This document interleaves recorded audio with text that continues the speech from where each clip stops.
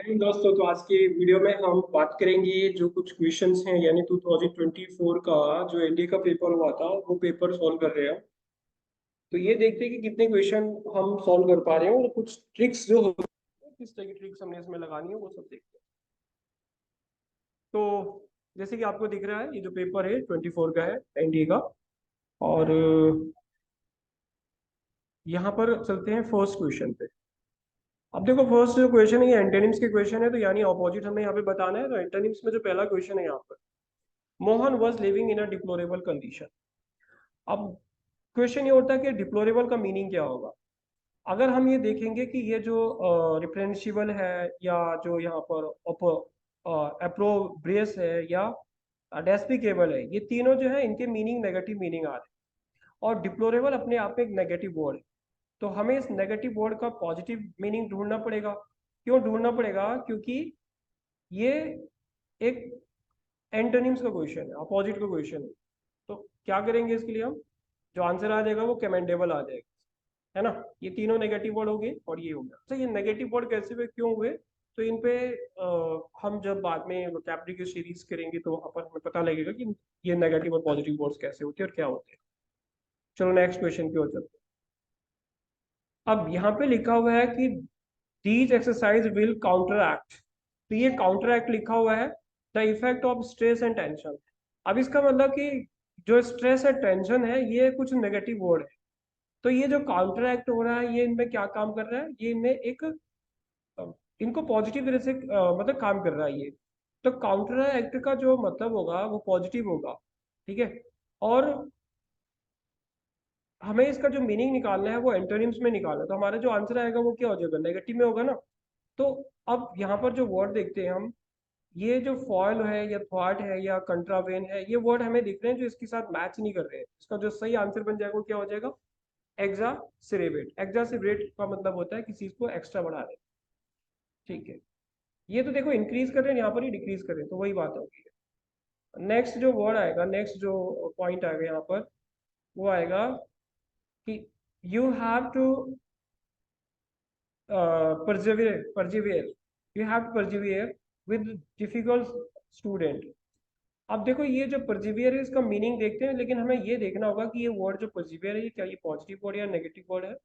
पर इसके मीनिंग को देखने से पहले हम ये देखते हैं कि यहाँ जो ऑप्शन है वो क्या है। जैसे गिव अप हो गया, यहाँ पर परसिस्ट हो गया है, कैरी ऑन। तीनों वर्ड जो है ये पॉजिटिव वर्ड है और तीनों का मीनिंग लगभग सेम आ रहा है। तो यानी ये तीनों एलिमिनेट हो जाएंगे। तो इसका मतलब जो आंसर आ जाएगा वो क्या हो जाएगा? और जो परजिवरेंस होगा या परजिवरेंस होगा, जो इसका मतलब होता है टोलरेंस, किसी को टोलरेट करना, बर्दाश्त। नेक्स्ट क्वेश्चन आता है कि their new colour scheme is hideous. अब देखो, हिडस का मतलब होता है कि जो चीज अगली होती है, अगली मतलब जो ब्यूटीफुल का अपोजिट होता है। अब जो ब्यूटीफुल का अपोजिट होगा वैसे वो ब्यूटीफुल हो जाएगा, हाँ, क्योंकि हिडियस होता है, ये ब्यूटीफुल का अपोजिट होता है, यहाँ पर ये हो जाएगा। पर ये देखते हैं कि ये वर्ड हिडियस ये नेगेटिव है, क्योंकि अगली वर्ड हमने इसका मीनिंग निकाला, नेगेटिव वर्ड है। तो यानी ये ग्रोटेस्क और ये मैकेबर है, ये भी नेगेटिव वर्ड होते हैं। तो ये तो इसके आंसर नहीं होगा। तो इसका जो आंसर बन जाएगा उस कंडीशन में भी क्या बन जाएगा? ब्यूटीफुल बन जाएगा। अब नेक्स्ट क्वेश्चन आता है कि everywhere they go they squander their earning. मतलब कुल मिला के वो जहाँ भी जाते हैं तो अपने पैसों को क्या करते होंगे? वो उड़ाते होंगे, मतलब स्क्वेंडर करते होंगे। तो इसका मतलब क्या होता है? थ्रिफ्ट में भी वही हो जाएगा, पुराना टाइप का ये भी और ये भी, ये तीनों इसके मीनिंग्स लगभग सेम निकाल रहे हैं। तो इसका जो आंसर बन जाएगा, ये तीनों नेगेटिव भी है और ये नेगेटिव खुद वर्ड है, तो इसका आंसर पॉजिटिव में आना चाहिए। तो आंसर हो जाएगा इसका मैथ्स, ठीक है। अगले क्वेश्चन की तरफ चलते हैं।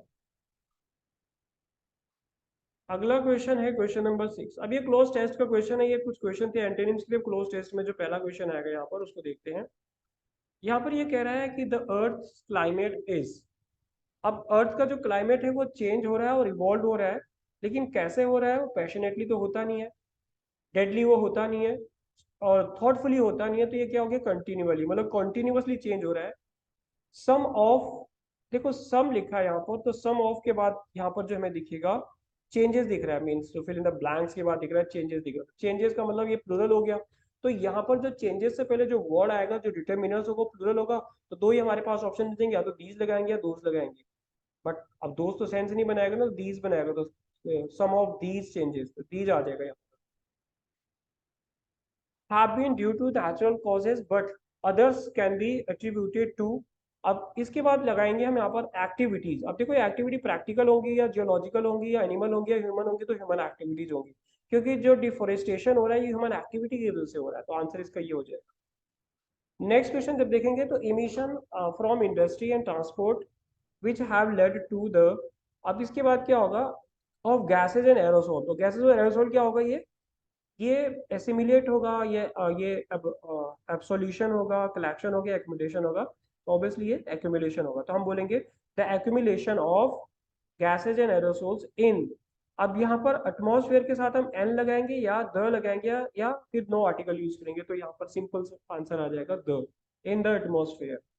ठीक है, तो यहाँ तक हमने देख लिया। आगे बढ़ेंगे इसमें, आगे लिखा है इसमें कि green house gases because they trap heat and, अब एयर टेम्परेचर हो, एयर टेम्परेचर को क्या करेंगे, ऑब्वियसली राइज कर देंगे, तो एयर टेम्परेचर यहाँ पे राइज होगा, रेज नहीं होगा, ये और हाई का बैलेंस ऐसे खत्म हो जाएगा। Near the ground acting like a green house on the surface and the, देखो सरफेस पे तो वो क्या बोला जाएगा, उसको ग्रीन हाउस बोला जाएगा, किसके सरफेस पे, ऑफ द प्लेनेट के सरफेस पे होगा, क्रस्ट के नहीं होगा यहाँ, कई लोग क्रस्ट बोलते, कोर और मेंटल तो वैसे ही नहीं होगा, तो प्लेनेट के सरफेस पे ये रहेगा।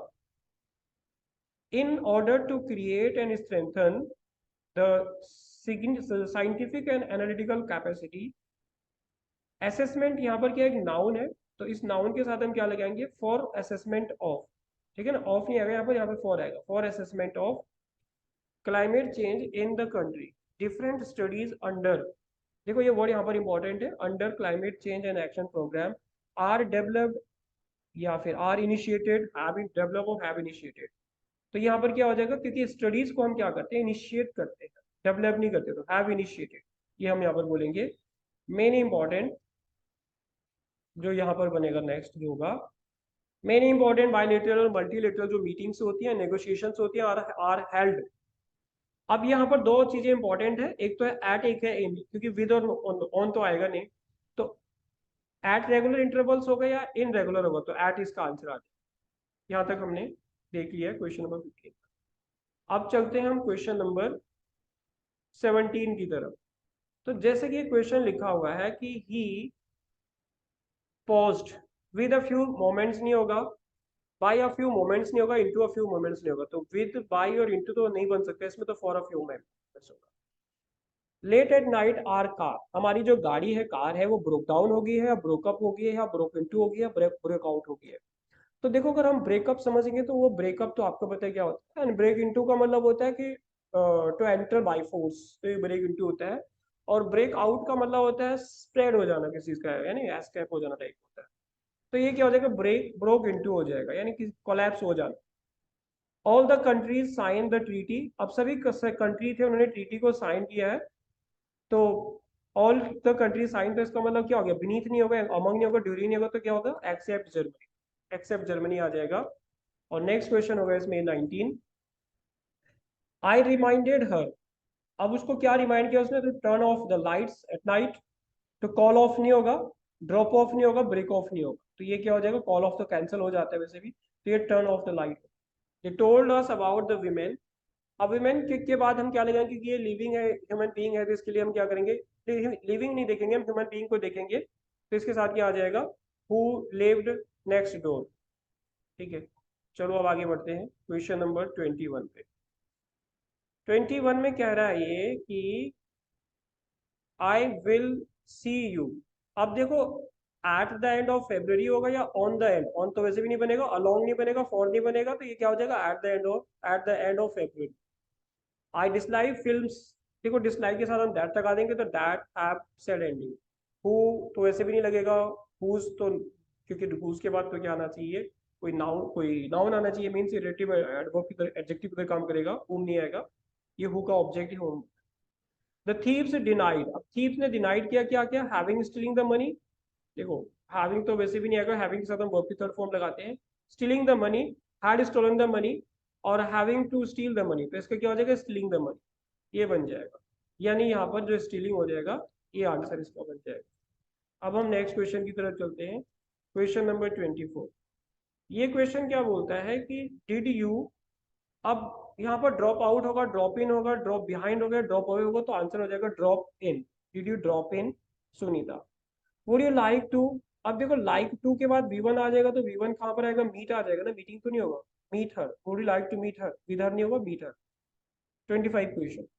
तो ये कुछ हमने 25 क्वेश्चन किए हैं इस राउंड में, तो हम नेक्स्ट 25 क्वेश्चन हम नेक्स्ट राउंड में करेंगे।